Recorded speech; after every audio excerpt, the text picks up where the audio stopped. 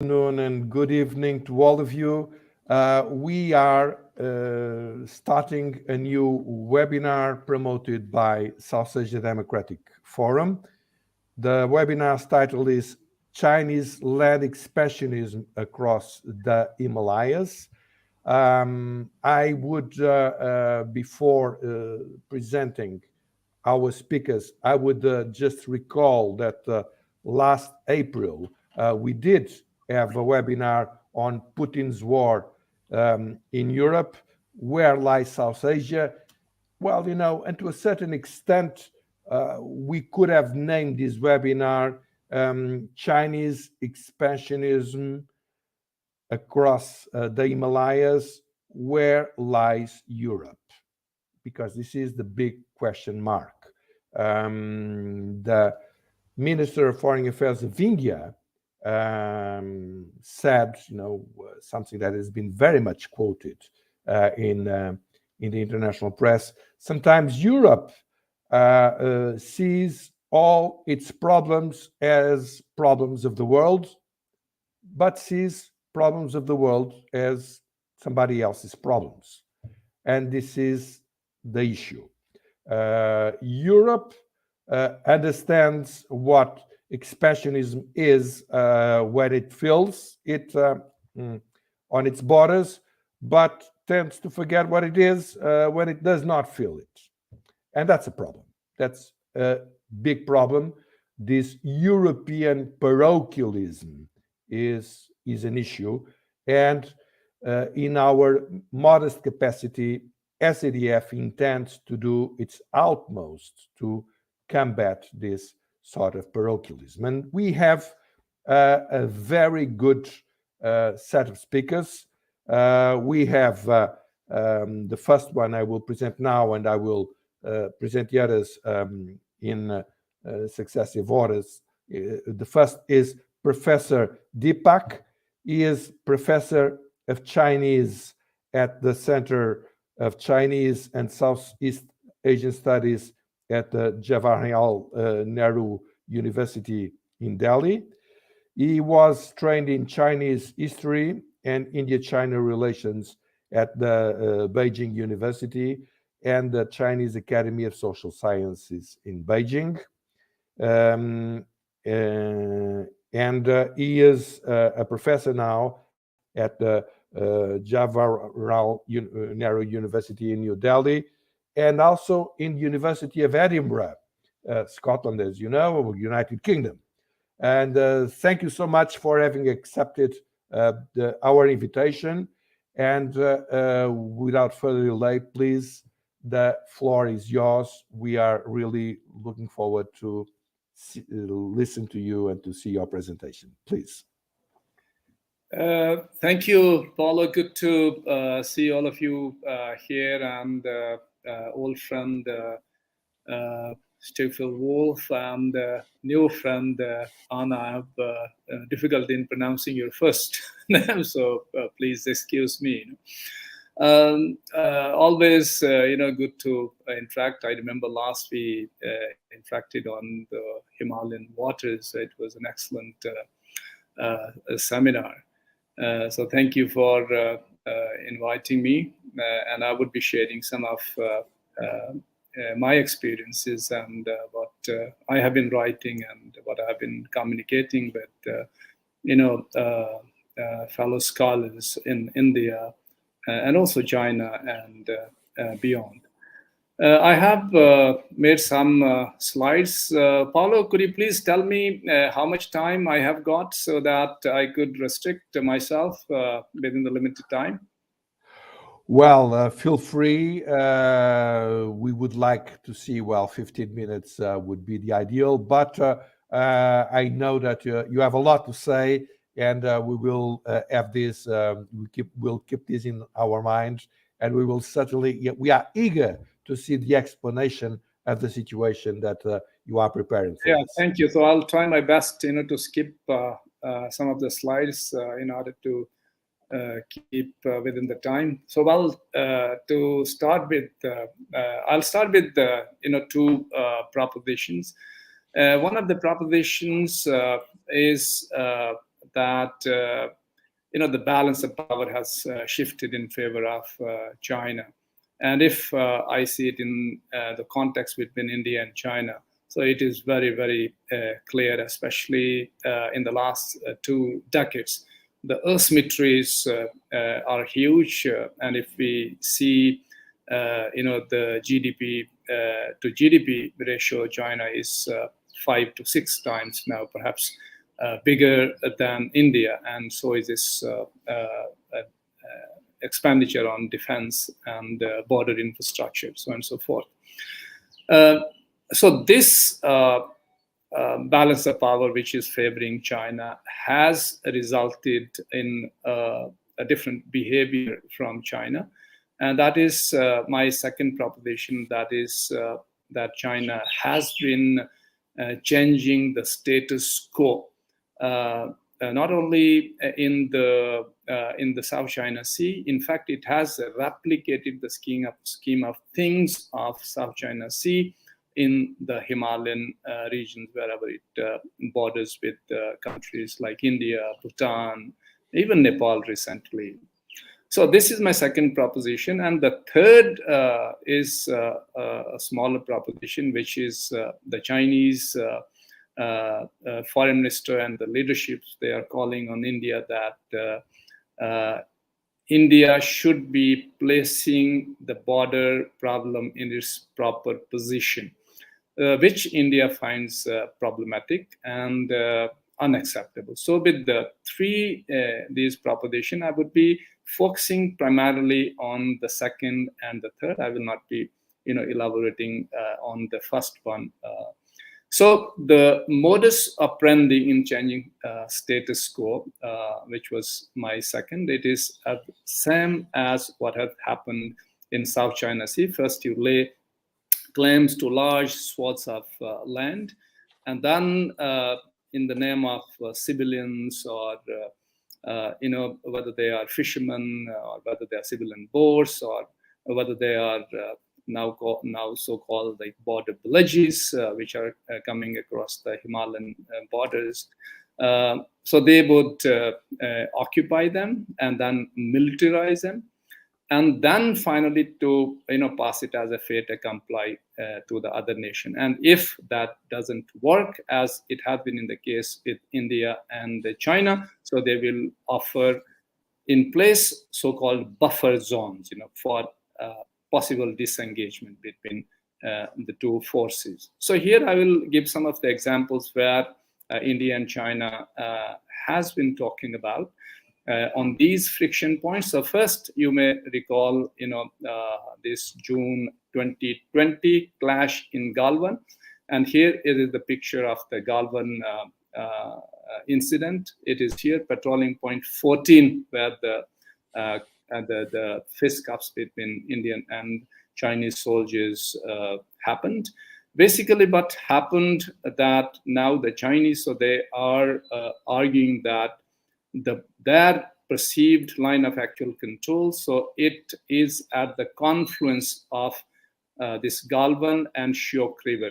So this one is the Shyok River, and here is the Galwan River, and which moves further 7 to 8 kilometers to the west, even in 1956, and even during 1960, during the negotiation, that their line of actual control so lies somewhere here. So which is what India perceives that it was their border.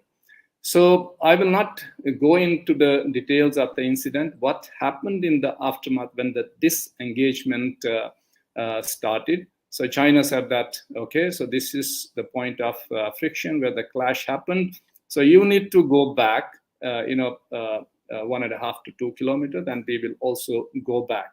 So that means after, changing the status quo, so it is another change of status quo by creating these buffer zones in the middle. And this has happened in other regions also. So for example, this is the famous Pankung Tso, or the Pankung Lake, where again the clash is not like Galwan. There were no fatalities, but yes, so there were a lot of issues here in the so-called finger areas. So these are mentioned in this slide. So finger 1, 2, 3, 4, and there are 8. So India's perceived border, the line of actual control, because it's not delineated on the ground. So it is here. I mean, this is the status quo which has been reinforced after the 1962. Otherwise, if you see earlier positions of India, so they were here, Shirijap and Shirijap too, because these were some of the points where the heavy fighting during 1962 took place. So now during this confrontation since 2020, this has also been resolved, but the modus operandi of China, it is the same. Okay, so they comes to finger 4 here, this area, and India used to patrol up to finger 8. So now the Chinese, so they are saying that, okay, so we will go back to finger 8, provided that this area in the middle, it is converted into a buffer zone. So that means, Indian forces, they are denied the access of patrolling, but they used to patrolling. And this, of course, happened between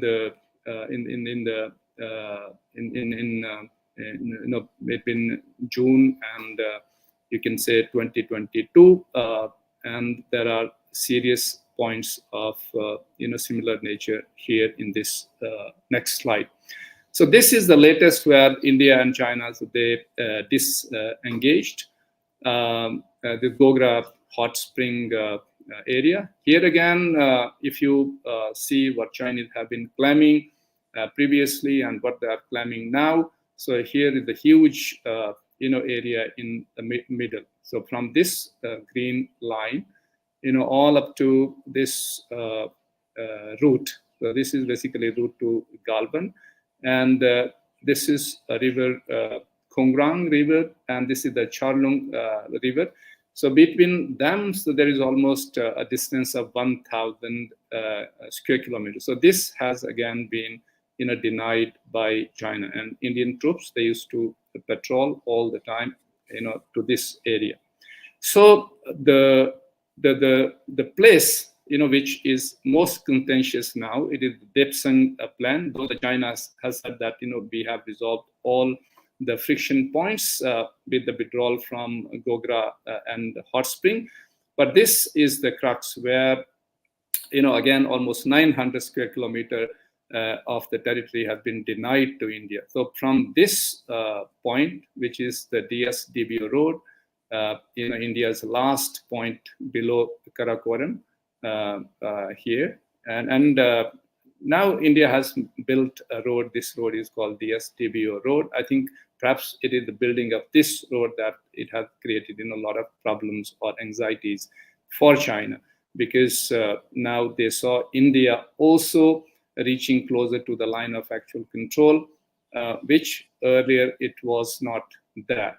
So these points, patrolling point 10, 11, 12, all up to 13, so these have been now denied to India, and this is the so-called like Y junction, where the Chinese, they have moved to further west. So essentially, if we take into account this slide and also the previous slide, so it is almost and these smaller and bigger areas which we have disengaged from. So it's around 2,000 square kilometers of land which China has changed the status quo, for good.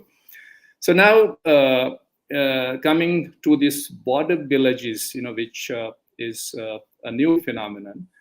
China is building in the friction points, I would say. And you can see this is, they are from open sources, and I have constructed these slides from the open source. This is August 2019, and this is November 2020. And you can see, more than 100 villages, houses, sorry, not villages, houses, they have come up, in the upper Subansiri district of Arunachal Pradesh, which of course China doesn't agree, and it claims the entire Arunachal Pradesh, which is around 90,000 square kilometer of land. But of course, there is a condition that if India cedes Taiwan, so then of course China would be able to perhaps consider, accepting the McMahon line, which demarcates China and India, though it's not demarcated on the ground. So the area in this place is in Longchu, which was also one of the sites of fierce fighting in 1962, and which perhaps at one point in time India thought, because Indian forces at that point in time, so they also took high grounds, especially on the crest of the mountains and peaks. So one of the areas was Miguitin, where again China's border villages under so-called well of society, they have come up. But according to India, so this is around 1 to 4 kilometers, 1.4 kilometers inside the McMahon line, which they have occupied in 1962. So here in the map, you can see this is Longchu, and this red line, it is a McMahon line, which separates India and China in the eastern sector. And then the place is here, Miguitin, and this is Longchu. So where China has come up with these border villages. So Miguitin, India has later considered that it was beyond McMahon line, but Longchu they still consider, and it has been elaborated by the Ministry of External Affairs that we object to China constructing these villages inside the Indian territory. Now, if you see some of the reports which are being published in open sources, for example, South China Morning Post, this is the paper which is owned by Jack Ma of Alibaba. So this report says that China has a plan to build 624 villages on the disputed borders. There's a disputed border as a part of his poverty alleviation scheme, and to ensure political stability in Tibet autonomous region. So this is as far as India is concerned. So now we move to Bhutan, because Bhutan's border with China is also unresolved. China borders 14 countries. It has resolved its issues with 12 countries. Only Bhutan and India are left, so there are a lot of problems. So initially, so there were only these 3 points of discord, 2 in the north and 1 in the west, and there was a swap formula, devised by China, that this Jaklung and Pasanlung, so they would be, swapped for Doklam in the west, and Doklam, as you know, that this was also one of the flashpoints between India and China in 2017. And after that incident, so China has consolidated its positions. And so not only that, so it has also laid, claim to now this Saktang Wildlife Sanctuary in the east, so which is also, shown in this red. So now, here again, if we talk about this tri-junction between India, Bhutan, and Tibet, because 1819 convention with China talks about time and again. It was not signed, between Bhutan and British India, but it was signed straight away between China, that is Qing Empire, and British India. Even the Tibetans, so they didn't recognize when they demarcated the boundary here, the tri-junction boundary. The Tibetans, they simply, didn't accept the demarcation, and they uprooted the pillars and all. So since then, China believes that their border is been defined by that convention of 1890. But if we look at the satellite imagery now, so the point is somewhere 6 to 7 kilometers up in the north, near a place called Patanglai. So that was the discord, which led to Doklam crisis in 2017. But I think I will not elaborate on this. But I'll straight away go to the villages which China has constructed.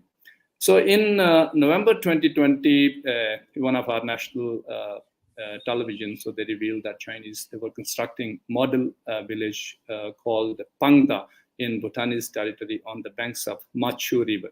So why I've mentioned that the Convention of 1890, because it says that the border is at the crest of the river, but not at the banks of the river. So that means now the Chinese, so they have come down to the banks of this Machu River, and here they have constructed this new village. So in early 2021, there was another report that China was encroaching on its other western claim with Bhutan and had constructed multiple new villages in 100 square kilometer. This was near Doklam, where the standoff, happened between Indian and Chinese forces. So now, in May 2021, Robert Barnett, the Tibetologist, he revealed that China had built a model village called Galapug in the area of northern Bhutan. So means these areas which were disputed between Bhutan and China. So China is also now, creating border infrastructure in these places rather than solving the border issue or pressing Bhutan, for swapping this. At one point in time, it appears that Bhutan was ready, but then perhaps also pressure from Indian government, because we have a special relationship with Bhutan. So in turn, so they are constructing these so-called border villages, and another is in order to put more pressure on Bhutan. So they are also laying claims to this part of the land, which was never disputed. And you can see Taiwan is just above this, and perhaps it is to create trouble for India also. And in the year 2022, this year, the Reuters, also reported on the satellite imagery that China had constructed more than 200 structures, including double-story building in different locations, including Doklam. So that means from 2017 and 2022, so China has indeed constructed, hundreds of villages inside Bhutanese territory, mostly near Doklam, and some in the northern areas. So this is a picture showing how much China is spending on the border infrastructure. If you see 13th five-year plan, it spent 20.5 billion for infra development in Tibet, and now this year, when the 14th five-year plan was announced, in fact, it was announced in 2021 2021, so it has further increased to 29.3 billion. So you can see it was 90,000 kilometers of roads until 2020, but now the SAM has reached to 120,000 kilometers in Tibet. So you can imagine the kind of infrastructure development activities, mostly along the borders, in accessible areas, and China wanting to have more access to the line of actual control, which erstwhile was inhabitable and not many people, they stayed in these areas. And mostly, of course, these are military. I don't think it has been built for the civilian, as has been the case of changing the status quo in other areas. So this is the map showing railway. So they have connected these areas with Sichuan and Yunnan. So this is the network of roads, and these are the railways. And one particularly, which Xi Jinping road last year is Ningxi, which is exactly opposite of Arunachal border, making a statement that China has, well-built infrastructure, and it can, manipulate the situation on the ground. So it says that now it is not that disadvantaged position as far as southern Tibet. They called this Arunachal Pradesh as southern Tibet or Nansang. And this is in Xinjiang, which I will not delve into. And this is their land transportation system, and other maybe landing grounds. So they have built across the LAC. So this is a little bit about the border law, because in 2021, so they passed a border law which has now come into effect from 1st January 2022. So it says the protection and exploitation of countries' land border areas, and especially I see that away from the western sector. Now the focus would be on eastern sector, where the resources are far better and greater than the western sector. So it has also used this land border to lay claims and then build structures. And of course there are, for example, Article 40, it prohibits individuals or other entity to create permanent structures without the approval of relevant authorities. And this Article 43 delegates the construction, function, and capacity building of border towns to the state. So that is the Chinese government. I think I'm running out of time, so maybe I'll use another 1 or 2 minutes and then finish it. And of course, perhaps this is also one of the reasons, the abrogation of Article 370 by India in 2019. So this has also been cited as one of the reasons, because China has claims on certain areas in Pakistan occupied Kashmir. And BRI, of course, is one of the most talked affair. So that is also one of the things. But I think Paulo has perhaps stopped my presentation. So I think the last slide, which I would focus on, is it is an answer to my proposition. So first, it would be very difficult to come back to the kind of equilibrium and understanding India and China had before you can say these border clashes. Of course, it goes back to 2013, and it will also depend upon India's realignment of forces and the kind of relationship it builds with major powers, including Europe, which is very important. And I think it will also depend on India's growth trajectory. If its growth rate doesn't pick up and social cohesion and communal is not there, so kind of understanding we seek from China and global players, it would be impossible. As far as China's proposal for demilitarizing the zone, India is not in favor, because India believes so China is not interested in resolving the border problem. It is prolonging it, procrastinating it, because China is talking from the point of strength. So India will not accept it. So rather it is focusing on matching the Chinese infrastructure, whether it is rail, road, and air. And there is considerable improvement, though the progress is very slow. But I think as far as this economic resilience of India is concerned, India needs to do a little more, especially to improve its business environment, because cost of doing business in India is still very high. And last, I've quoted one example, because the logistics cost alone in India, so they account 13 to 15% of the product cost, whereas globally it is just about 6%. With these remarks, I'll finish, and I hope there would be questions, and I would be happy to answer them. Thank you very much. Thank you so much, Professor Deepak, for this wonderful lesson. I think that we will need to continue. I think that your vision, your knowledge is very much in demand in Europe. I think Europe is very ignorant of what's going on over there, and we need you. We need you immensely. I did not stop your presentation. I would not dare to. I'm sorry. I thought it was obstructed. I would not dare. I would not dare to do a thing like that, because I was absolutely absorbed by what you were saying. I learned a lot.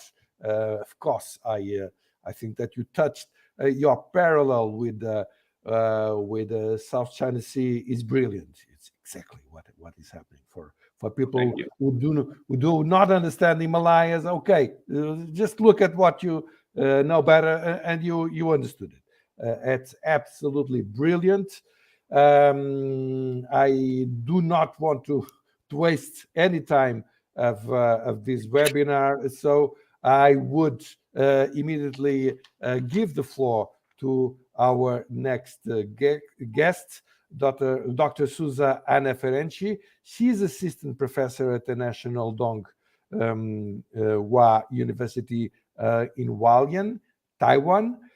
She is the head of Associates Network at Nine Dash Line, a non-resident fellow at the Next Gen Taiwan, consultant on China and India for Human Rights Without Frontiers. By the way, we owe to Human Rights Without Frontiers the opportunity of knowing you. Then that I would like to stress. And this was a tremendous opportunity because you are you are a European, but you are in Taiwan.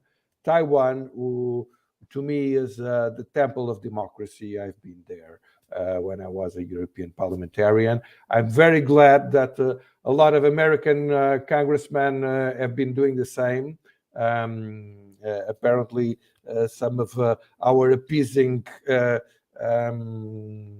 public opinion thinks it's a crime for a congressman, or in this case, a congress lady, the Speaker of the House, to visit Taiwan. I think she did a very good thing. I think this is exactly what has to be done. And a lot of other congressmen have been there before and after, and it is absolutely ludicrous to say that a lady of such importance visiting such a heaven of democracy would be a crime and would justify a military invasion. It's absolutely ludicrous.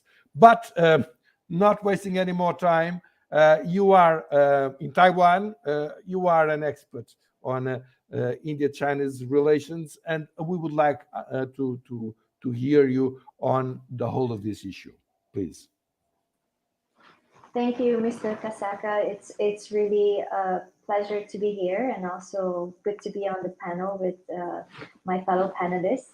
And also thank you for South Asia Democratic Forum for organizing this event.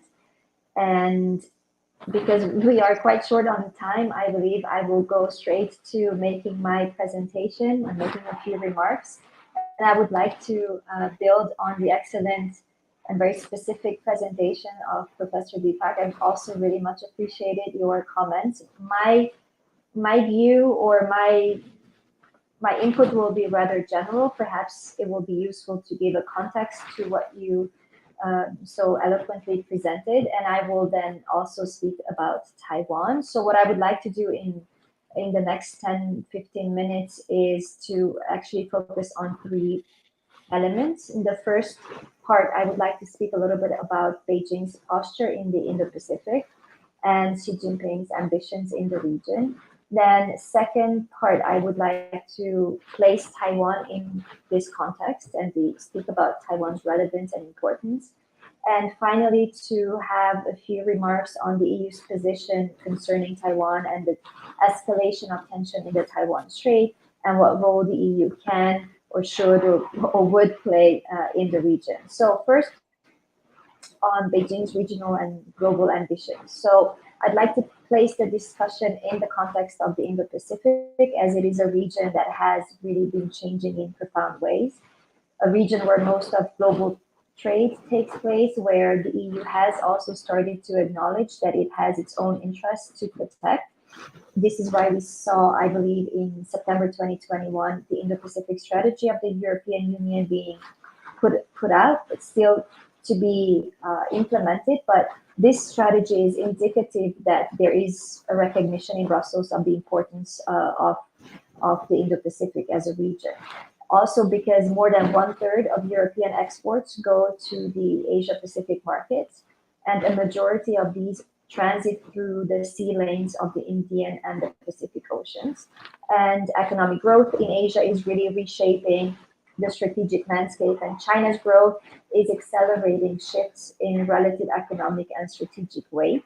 So that means that in parts of the Indo-Pacific, including in Southeast Asia, China's power and influence have grown to match or even exceed that of the United States. So going forward, like all great powers, I suspect China will seek to influence the region to serve its own interests.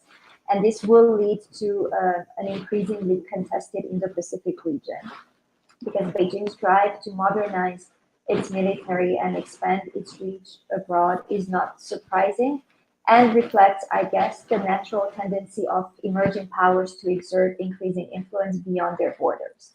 So, as I suppose a lot of analysts have agreed in the past, that Xi Jinping wants to turn China into a dominant power in the region. And for this, it has deployed military infrastructure on disputed islands and increased pressure on Taiwan. China is, at the same time, the most important trading partner for most countries in the region, which complicates the challenge of how we address the assertiveness that comes out of Beijing, because this means that Beijing's leverage has been increasing with its economic weight, and Beijing has indeed relied on its economic strength to generate its influence.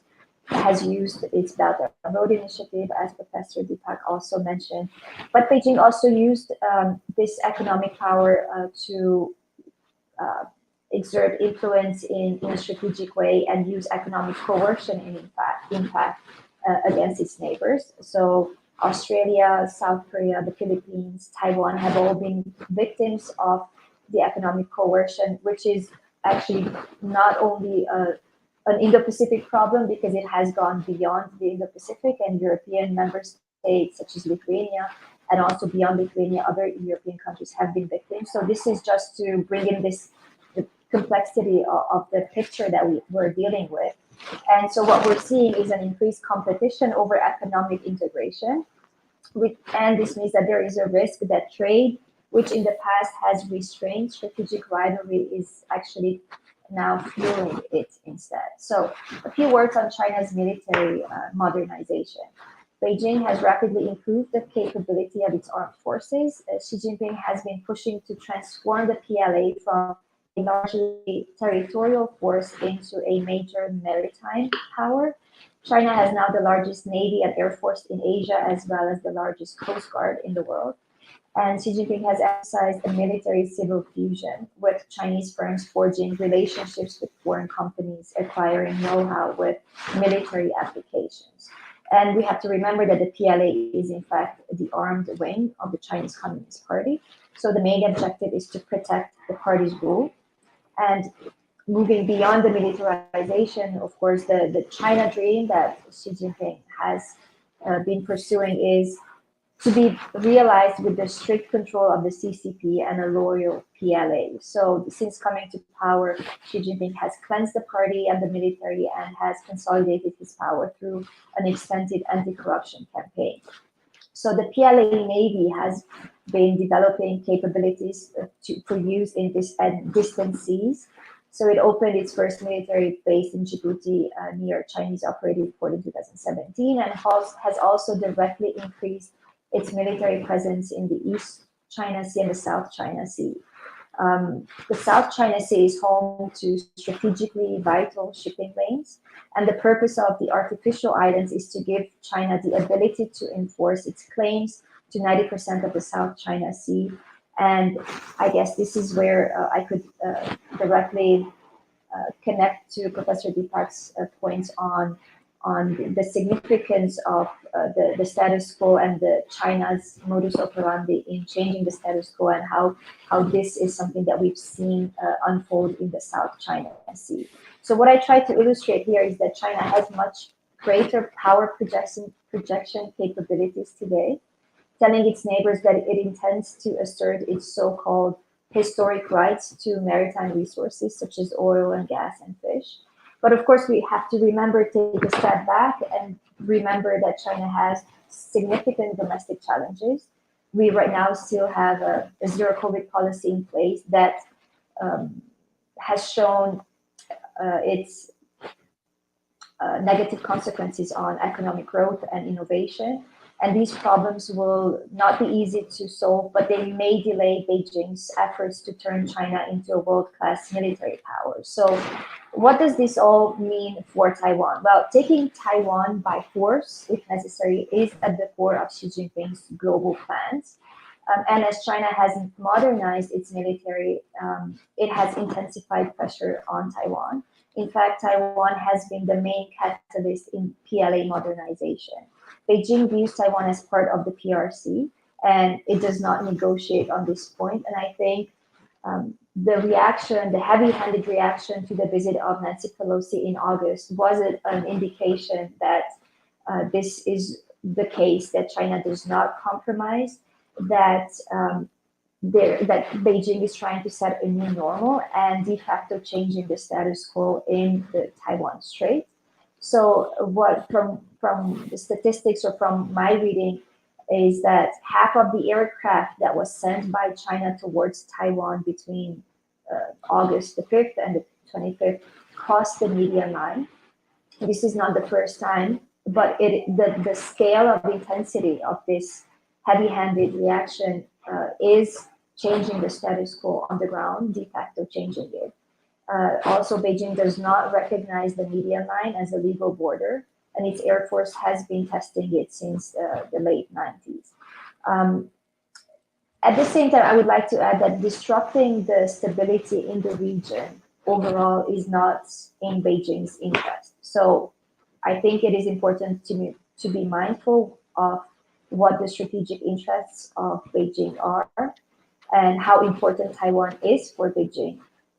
But whether and how far Beijing will go in achieving this goal, I think is where we need to perhaps take a step back and recall that the stability in the region will be vital for Beijing to go forward in achieving its objectives.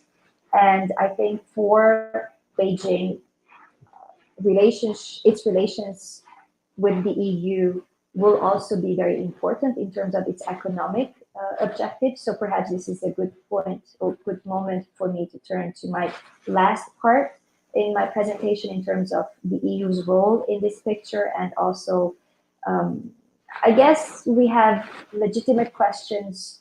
And as you, Mr. Kasaka, spoke earlier about the EU's role in this picture. One is to say what the EU's capabilities are in a Taiwan Strait contingency, and also to question the Europeans' political will to participate in anything that happens in the Taiwan Strait. But keeping in mind that there is an awareness in Brussels that the Indo-Pacific region is a vital region for the European Union's future prosperity and security, the EU has a stake in the Taiwan Strait. So I would say, as I sit in Taiwan and I follow the developments inside Taiwan, but I also travel between Europe and Taiwan, I recognize that on both sides, there's a mutual awareness of each other's importance, and there's an increasing willingness in Brussels to speak about Taiwan. So just this week, we had a European Parliament resolution that was passed, and there was a plenary debate in Brussels that highlighted the importance of Taiwan, the importance of the European Union to assume a more important role in the region. So this is coming out of the European Parliament. Of course, I am aware that this is not a legally binding resolution. As someone who worked in the Parliament for over 10 years, I probably have I've had the privilege of seeing how things work within the House, and also to recognize that there is a lot of ambition that comes out of the European Parliament. And I think this resolution that was voted on this week also is an ambitious text. But if we look at the bigger picture of the mood in Brussels in light of Beijing's diplomatic support to Moscow in its aggression against Ukraine, and also in the context of a rethink of the Europeans vis-a-vis Beijing, vis-a-vis China, in terms of the asymmetry that we have in our relationship, I think there is an appetite to push things forward where Taiwan gets a more important role in our political discourse. But this is something that will take time, and I think it will depend not just on the Europeans' political will, but also it will depend on China's behavior in the near future. As I mentioned, the diplomatic support that Beijing has been offering Moscow did not go down well in Brussels. And I believe that just to come to the end of my remarks here, I know that the EU is not a military power, and I think this is clear for all of us. And our capacity is limited, and so is our political will. I'm also aware of that.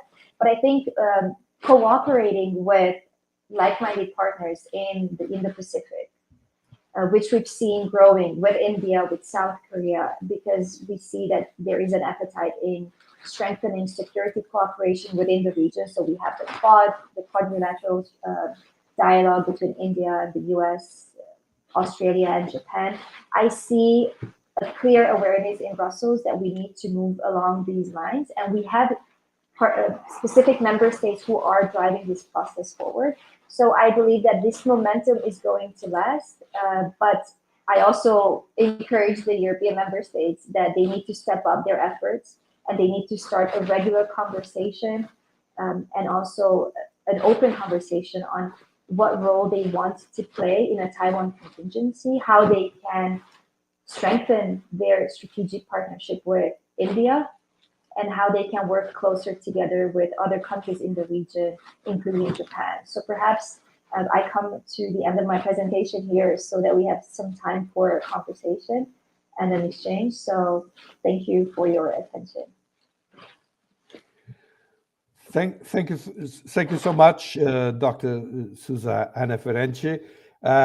Absolutely, these are very much welcome signs from the European Parliament. I would even say that when we saw for the very first time the European budget to contribute very modestly, we have to say, we should not be overemphasizing it, but still, it did contribute to the defense of Ukraine from the imperial aggression of Mr. Putin. Well, this is quite a revolution. So there are some small signs. Hopefully, they will not be like in Ukraine, a bit too late, too little, because this is the point. Europe, the signs of the aggressive plans of Mr. Putin in Ukraine were there to be seen for a very, very long time, and it was necessary to see these horrendous invasion, these tremendous crimes against humanity that the Russian forces are doing in Ukraine, forcing some reaction from the European institutions. Thank you very much for your contribution. And now, last but not least, Dr. Siegfried Wolfe. He is the man of the house. He is our director of research. He is very well known for everyone that is following SADF. He is a member of the South Asia Institute in Heidelberg University. He is an academic from the Heidelberg University. He has a PhD he obtained there on exactly South Asia political science. And he is also a visiting professor at the Naresuan University in Thailand and a visiting scholar at the De La Salle University in Manila. And he is with us, and we are very glad to have him. Please, the floor is yours, Dr. Wolfe. Yeah, dear Paulo, thank you very much for your kind words of introduction. And of course, it's again a great pleasure to have the opportunity with us esteemed speakers and co-panelists to share views. To start my own elaboration on the topic, I want to thank also Professor Deepak for this excellent and very detailed outlining of the border issues between China and India. This makes my job much more easier, so I can rely on your provided informations, and some of my elaboration you will perhaps know a bit now from Professor Deepak, but thanks, unfortunately, to time concerns, I might have the opportunity to add a little bit more where Professor Deepak had to stop because of the time concerns. So, and a little bit like a roundup and to share my view, which I have from Europe on the issue.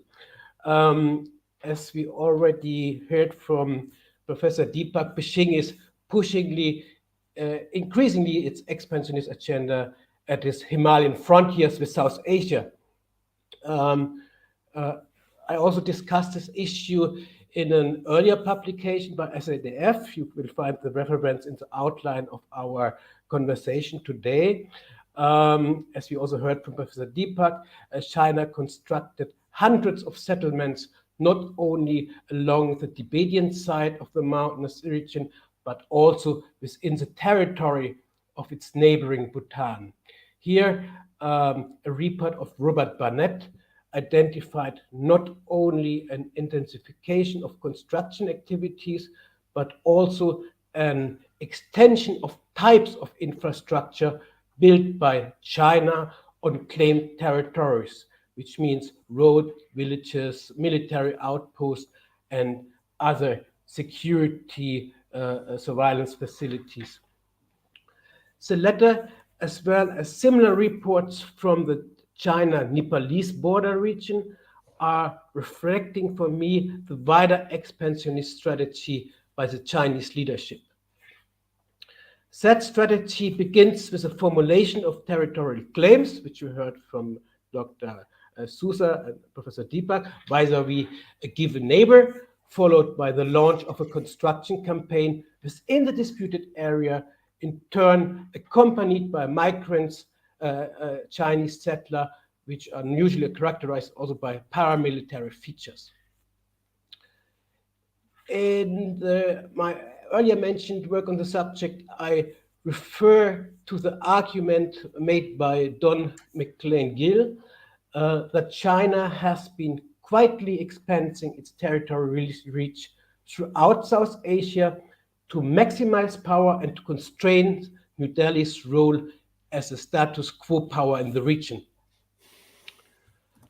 Observing the latest developments in the northeastern areas of the Himalayas, which Professor Deepak wonderfully explained, there is an increasing concern that Beijing is reaching out for Indian territory more vigorously.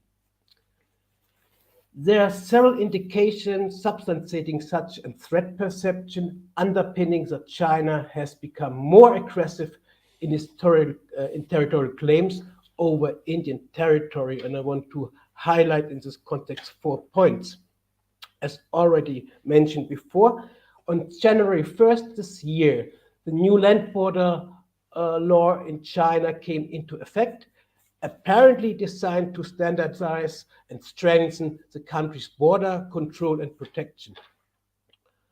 But the law highlights that Beijing will resolutely defend its national sovereignty, security, and territorial integrity. In other words, China will take all measures to safeguard its interests with the specific borders by any means, be it militarily or economic.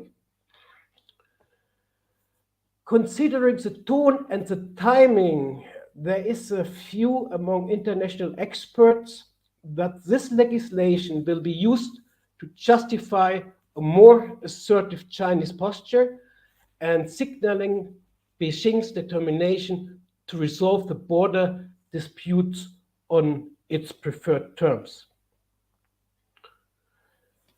Following this rationale, Taipei-based analyst Liam Gibson, because Anna might know him, describes the new law as a tool for Beijing to further expand its sovereignty into its neighbor's domain.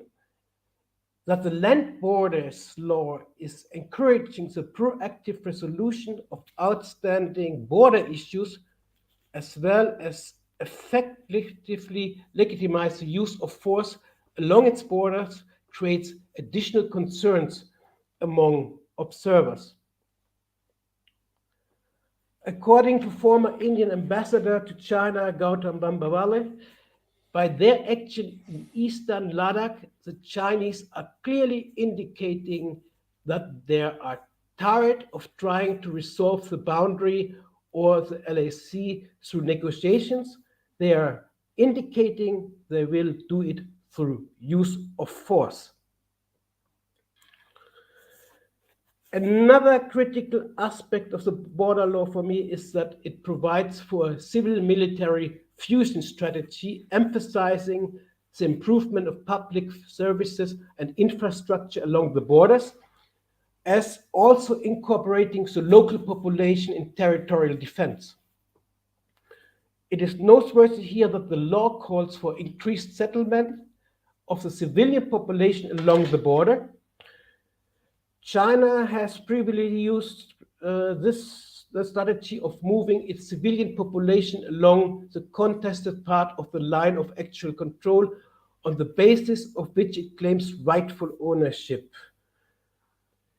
At these early occasions, observers are pointing out that the build-up of infrastructure along the border got accompanied by a remarkable number of border intrusions. As such, there are worries that the new law might increase such instances and create further problems between the two countries. In sum, this will not only lead to further militarization of the border region, but makes any negotiation over border issues more difficult. Some analysts are identifying the border law as a roadblock in any further negotiations and settlement of border issues because it makes China borders a priori sacred and inviolable, and it gives the responsibility for border management and protection towards the PLA and the paramilitary People Armed Police, both under the command of the Central Military Commission. According to some commentators, the PLA might refuse to concede any of its actual and claimed land, such as Arunachal Pradesh and Ladakh. The second point I want to highlight here is that on December 31, actually at the eve when the new land border law was taking effect, China's Ministry of Civil Affairs released its own set of standardized names for 15 locations in India's Arunachal Pradesh state. This is not the first time China has attempted such a renaming of places in the Indian state of Arunachal Pradesh. Arunachal Pradesh is shown on Chinese maps since a long time as Sangnam or South Tibet, and in 2017, Beijing issued 6 official names of places there. However, the timing of the latest attempt of renaming places on Indian territory is a clear signal of intent by Beijing of that it plans to increase pressure on New Delhi for control over the Arunachal Pradesh state. According to Chinese analysts, the renaming of places as well as the border law were important moves made by the country to safeguard national sovereignty, better maintain national security, and manage border-related matters as a legal level amid regional tensions, including frictions with India. Well, it's crucial to stress that the new list of renamed places are longer than the one published in 2017, covering 11 out of Arunachal 25 districts. According to Indian observers, the spread of the location suggests the places were chosen to reiterate Chinese claims to the whole state of Arunachal Pradesh. My third point is that we witness a massive build-up of Chinese infrastructure along the border with India's Arunachal Pradesh, which we saw earlier on Professor Deepak's pictures. These construction activities were carried out in the presence of PLA soldiers. Indian army sources confirmed that the activities are taking on the Chinese side of the line of actual control. Despite India's sustained objections, China has continued building infrastructure projects close to the Indian border. The massive upgrading and establishment of new settlements next to Arunachal Pradesh needs to be seen in the overall improvement of roads and railways connectivity in all border areas with India. It is crucial to emphasize that the new border laws and the unilateral renaming of places in Arunachal Pradesh coincided with stepped-up plans to China to bolster its control along disputed areas, including by constructing frontier village and civilian settlement. As such, we have to see there is a comprehensive new, not new, but more intensive strategy on the China side, which we can detect. My fourth and last point in this direction is that Chinese rhetoric of being interested in resolving outstanding border issues gets hardly reflected in the actual dialogue between Beijing and New Delhi, especially not with respect towards the notion of mutuality. In July, during the 16th and most recent round of bilateral talks between top commanders, both sides reached an agreement on disengagement at the patrolling point 15 at the Gokra Hot Springs in eastern Ladakh, which we already heard. But numerous Indian and Chinese voices describing this as a positive development. However, from my perspective, there are also analysts raising doubts that the outcome of the latest border talks will lead to a normalization in India-China relations, particularly towards a sustainable process in solving the outstanding territorial disputes. And this scholars, experts are putting several points in this direction forward. Most interestingly, to begin with, is that China immediately reiterated its stance that it would not accept India's demand to restore the status quo prior to China's transgression, saying the status quo of April 2020, the time when the border clashes took place, or the most massive border clashes in the latest history, was created by India's, from the Chinese perspective, illegal crossing of the line of actual control. The second interesting point in this context is that the agreement over the disengagement of both countries' armed forces on the patrolling point 15 relates to the smallest Chinese encroachment into Indian territory. It's reported that Beijing refuses to even negotiate over remaining larger frictions, like in the areas of Denchok and Depsang, places in which China's largest and deepest transgressions into traditional Indian patrolling areas took place. As such, expert commentator Brahma Chilani states that the return of peace and tranquility in the border region still looks distant. The third point we made in this context is that the agreement will most likely lead to the establishment, what we already heard, of a so-called buffer zone with no patrolling by either side, which actually means, according to some analysts, which was also confirmed by Professor Deepak, that the actual loss of control through patrolling over territory which Indian armed forces were exercising before.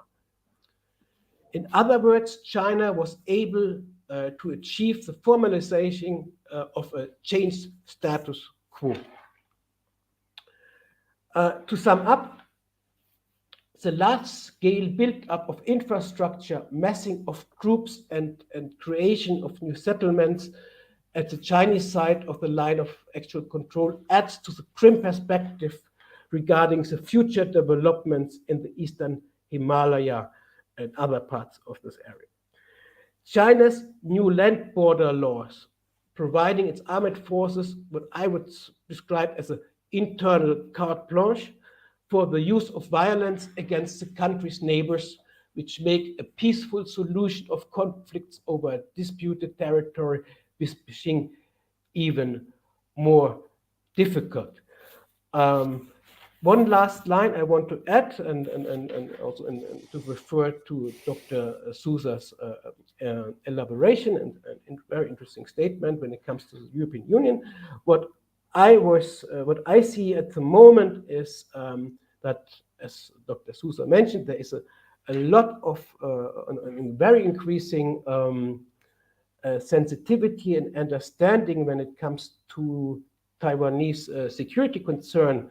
But unfortunately, until now, I don't see this understanding and sensitivity when it comes to Indian concerns within European institutions. And I hope and I think there is a lot to do in future, and that there might be a very good opportunity, in particular when we consider the terrible developments in the Ukraine and the break of international law and norms, that this will change and that there is a much more avenue to cooperate between European Union and India. Thank you very much. Thank you very much, Siegfried. I think that we really got a very large consensus on the vision we have of the problematic we see on the ground. Dr. Wolfe has been following the issue very much. He authored last year one of the pioneer comments on the situation regarding Bhutan, and that was quite well highlighted by Professor Deepak. To all of those that are following us, I would like to say that it is possible to comment, to make comments through the social media, through Facebook and through YouTube.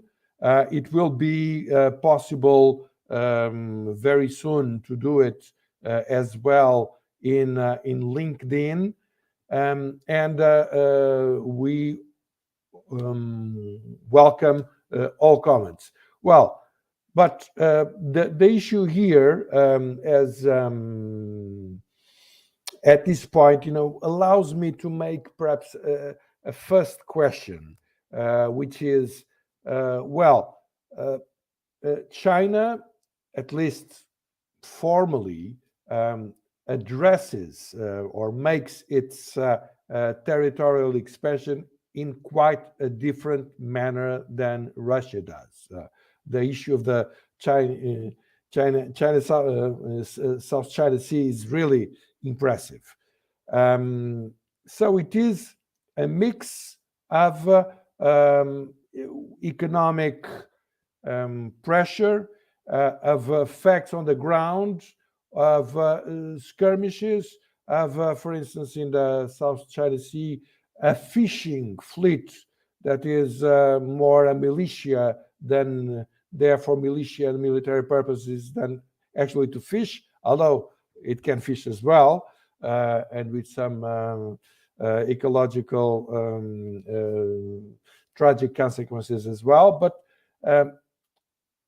in a nutshell, the issue is how should we perceive this Chinese expansionism in its difference to a classic brutal expansionism like the one that we are seeing between Russia and Ukraine. I don't know, perhaps I would address the issue to everyone. I don't know if Professor Deepak wants to be the first one to elaborate and to complement, of course, to his very rich intervention. Professor Deepak?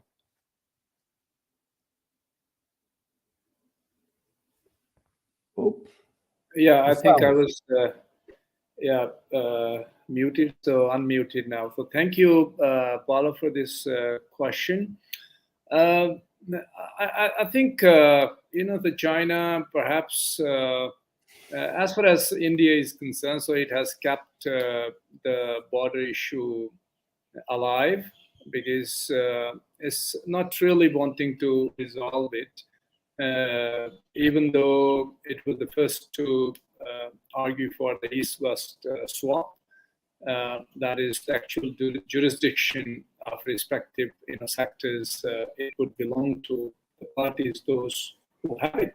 So that is gone out of the window in the mid-80s, and now it is claiming entire Arunachal on the one hand, and the Western sector also, where it had so never claimed in its earlier negotiations.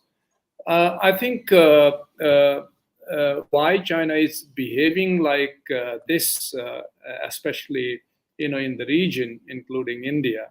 So one, I also made a couple of assumptions that it is China's economic power or coercion, which was brought up during the discussion.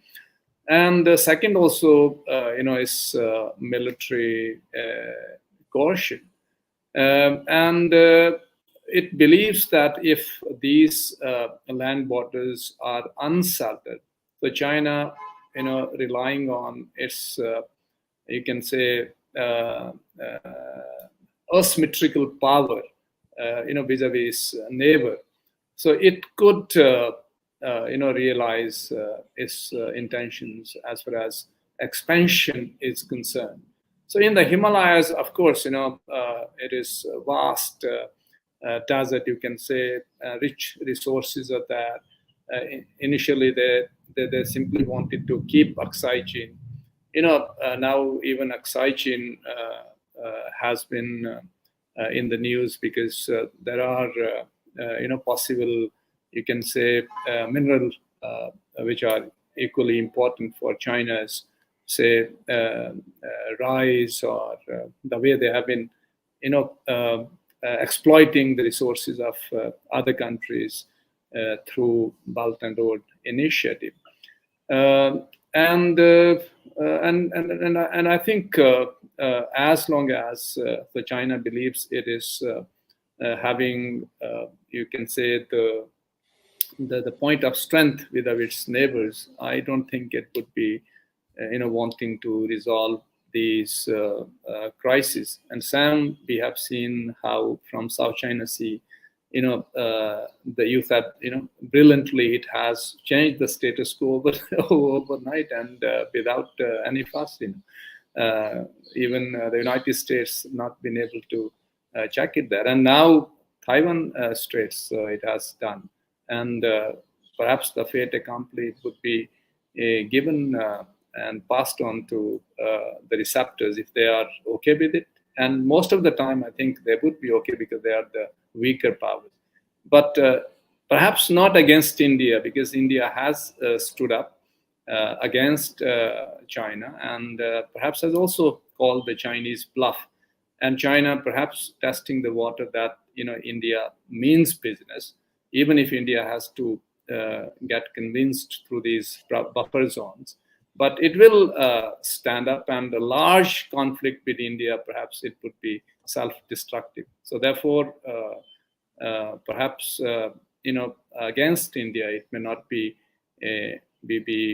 willing to use so-called comprehensive national strength, to realize its goal. But of course, discreetly, or the way we call it in this part of the world, salami slicing, it will continue to resort on those tactics.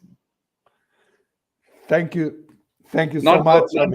not the Russian way bulldozing into Ukraine. Absolutely.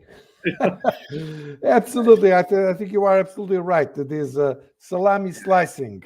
Exactly. They will not, I don't think, I think you are absolutely correct. They will not dare to confront directly.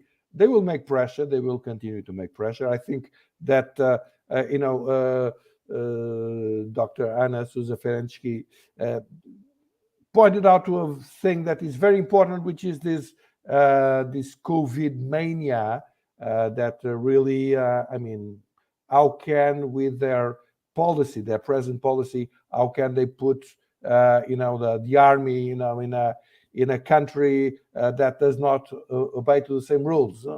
It's a bit of a difficulty that I have as well in the meantime. And of course, we know that China prefers as well to make rounds to try to conquer positions. Sri Lanka, Maldives, Pakistan, that has been very obvious in encircling India. And I think that your vision is absolutely absolutely correct, and it's really very far-sighted.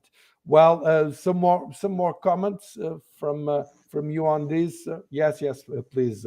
Ladies first. Yes. Thank you. No, I just want to echo Professor Deepak's comments on the question of asymmetry, because I think in all these relationships, and I think I tried to illustrate that in the Asia Pacific, the economic element is a really important one. And that is clearly also the case with Taiwan and China in terms of the economic interdependence, which gives China or the power that has the upper hand, and the asymmetry in its favor, which is China in this case, more leverage over the situation. So I think we need to address the economic element in the mix of the approach that China has, as the question was articulated. And from a European perspective, I think that even though things move forward slowly, as Dr. Wolfe also said, indeed things go forward slowly, but we are in the process of boosting our geostrategic defense toolbox. So the anti-coercion instrument that is being worked on at the moment in the European side, I think it will, once it is up and running, I think the fact that we will have it will have a deterrent, or might have a deterrent effect just by having it, because I think it sends a signal that we are serious about rebalancing our relationship. So I think the asymmetry element is very important, and also I think we need to do a bit more work on the effect actually of economic coercion and how it works and how China uses it differently against its partners in different ways, and how the relationship between power and vulnerability works. I think we also need to do more studying of that. So just wanted to echo that point in Professor Deepak's remarks. Thank you very much. Siegfried, do you want to add Yes, something? thank you, Paulo. Just some short points when it comes to the comparison between China and Russia. Perhaps we should think about three points, which of course you already mentioned, which is most pressing at the moment: the military dimension. And I think we all agree that China is much more cunning, with in particular when we look at the civilian fusion strategy with this hidden navy, fisher boats, and what they're doing in the Himalaya with the setting up of villages and using also civilian population, not like the Russian, which I mean, they're not capturing anything, they're destroying, they're wiping out. We see picture which nobody of an army, behavior of an army which we never thought will appear again, after the Second World War. This massive destruction and artillery fires. So I think this, we thought it's not there anymore, but it's back. The second point, so I think this we hardly can compare China with Russia aggressions. But what is interesting is, in particular for us in Europe, you should not forget that when it comes to economic coercive measures, what we are now live experience, everybody's life experience with energy instrument, what the Russians successfully applying, and you have to see how the winter will go. But the same on side is on China. Immediately when you don't do what China wants, you have immediately coercive ramification, like what happens to the Australian. And so there are many cases where China, like Russia, uses economic instrument to enforce some compliance to their interests.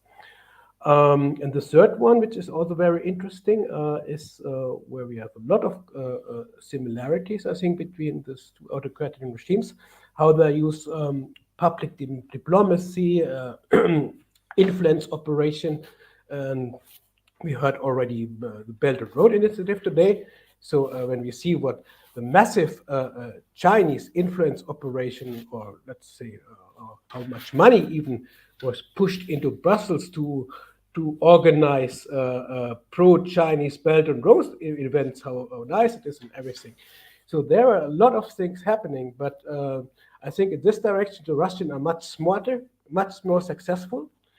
When you see how this turn in the public opinion perception in Europe on the Belt and Road, the massive critic which came up, and it's not only because of debt drops, it's also related with what China behavior during the mass diplomacy, which was also not well perceived in Europe during the pandemic. I also mentioned it's interesting to recall the term which came up in the recent 1 or 2 years, the so-called Wolf warrior diplomacy. So and now when you see the Russian side, and we have still follow very closely not the whole European debate, but the debate in Germany, how we should support Ukraine, and there and in particular how which kind of approach we should have to a potential political solution, which is now, when you look at all the disasters and human rights violations the Russian forces are doing, hilarious. And when you see but here, and there's also the latest reports, we have to see how true it is, when it's verified, the amount of money Russia spent pushed into Europe to create a pro-Russian voices, and when I see a lot of German, unfortunately also politicians who have a pro-Russian stand, it means that Russia is very, very successful, much more successful, I think, than China at the moment. But this we have to see how this develops. So I think there was just some notes on when we compare Russia and China and their activities from military to influence operations, which we should not forget that this is also happening, in particular when it comes to the independence of European decision-making and how this country's autocratic regimes try to influence our decision-making process here in Europe. Okay, thank you. Thank you very much. I think that these issues that were raised by both Siegfried and Souza are very, very important. The issue of deterrence, it's the number one question that should be in place, that we have to think in Europe, we have to think very, very deeply on how to apply it in the Indo-Pacific. Europe cannot forget the Indo-Pacific, cannot have a parochial view as it has up to now. The economic coercion is an issue in itself. The issue of now finally there people are starting to wake up to this. I mean the last figures coming out are that in secret loans, not to speak about the BRI in itself, but the consequences of the BRI, but in secret loans, China is now much more important than the IMF, for instance, at the world level. And as Professor Deepak said before, it's not any longer an issue for the Indo-Pacific. It's a world issue. It's everywhere. It's even in Europe, although it's not very much talked about, but it is also in Europe. It is obviously in Latin America and Africa. It is everywhere. And one has really to see what's going on. Siegfried is quite right on the issue of the different sort of expansionism, what we are seeing in Ukraine. I mean, it amounts to genocide to start with. I was really appalled when I saw some spokespersons of supposedly human rights, international human rights organizations to say, oh, no, the question of genocide, it's obviously genocide. I mean, whoever knows a bit of the issue has no doubts about it. The barbarity is, comparable to the Second World War. Absolutely. Things are not, did not reach that stage, of course not. Regarding China, China has been much more clever. It's no question about that. It is much more developed. I mean, the basic issue is the one that Professor Deepak raised in the beginning. I mean, the difference of GDP between China and India, that's the most important fact that we have to understand when equating the whole of the scenario. But it poses a long-term threat that might be more important than the one of Russia, for instance. I tend to see Russia as, the number one nuclear power in the world, of course. It's very important, but otherwise, third worldish. And the facts are there for those who doubt to see on the ground how it is. China is not like that, no. So that's a much more important issue. And I hope the European institutions start to understand what are the real challenges, because Europe cannot look at itself like the center of the universe, forgetting about the rest of the world. That's not the way forward. That's really what I think. I don't know if any of you want to add something in this debate. This debate is being recorded, and it will be available shortly in our website through YouTube, and so everyone can look at it. I think that it deserves to be continued. This issue has to be deepened for sure.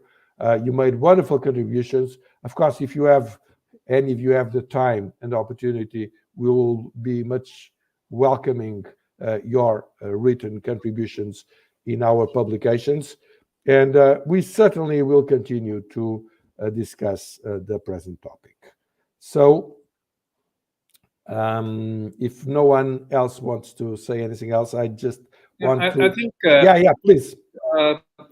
Just a small thing. I think this is what Susan and Wolf, they also elaborated, just substantiating it a bit.